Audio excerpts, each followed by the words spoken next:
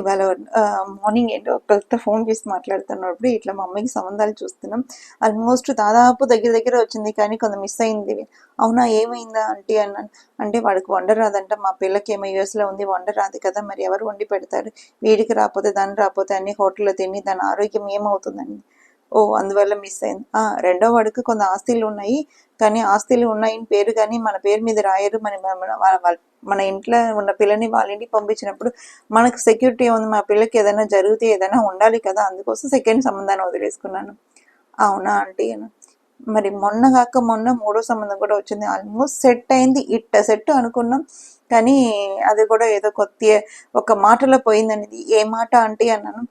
అంటే ఇంకా మెయిల్ వెస్టీస్ కలవాడు ఎవడో ఉండకూడదు, మీ అమ్మకి నేను ఒక్కడే ఉండాలి అని అనుకుని చెప్పాడు. ఇదన్నీ జరిగి సచ్చే విషయం కాదులే అమ్మా, ఇప్పుడే ముందే అనుమాన పడుతున్నాడు, ఇంకా ఇదన్నీ పెట్టలేము మనం, ఇదన్నీ భరించలేమని చెప్పి మా అమ్మాయి నో అనింది. అందువల్ల ఆ సంబంధాలు కూడా క్యాన్సిల్ అయింది. లైఫ్ అనేది కాంప్రమైజ్ అండి. అన్నీ మనకు కావాల్సినట్టు దొరకదు. మీరు ఎంత ఎంచుకుని ఎంత బాగా నాకు అంత పర్ఫెక్ట్ ఆల్ సెట్ అనుకున్న మ్యారేజెస్ కూడా ఒక్కసారి ఇద్దరు పార్ట్నర్స్ కలిసి ఉన్నప్పుడు చాలా గొడవలు ఉంటాయి, చాలా డిఫరెన్సెస్ ఉంటుంది. ఆ డిఫరెన్సెస్ని మన అడ్జస్ట్మెంట్ కింద తీసుకొస్తేనే లైఫ్ అంటే, లేదంటే లైఫ్ లేదండి. అడ్జస్ట్ అవటానికి మన పిల్లలకి మనం నేర్పించాలి. ఏమంటారు మీరు?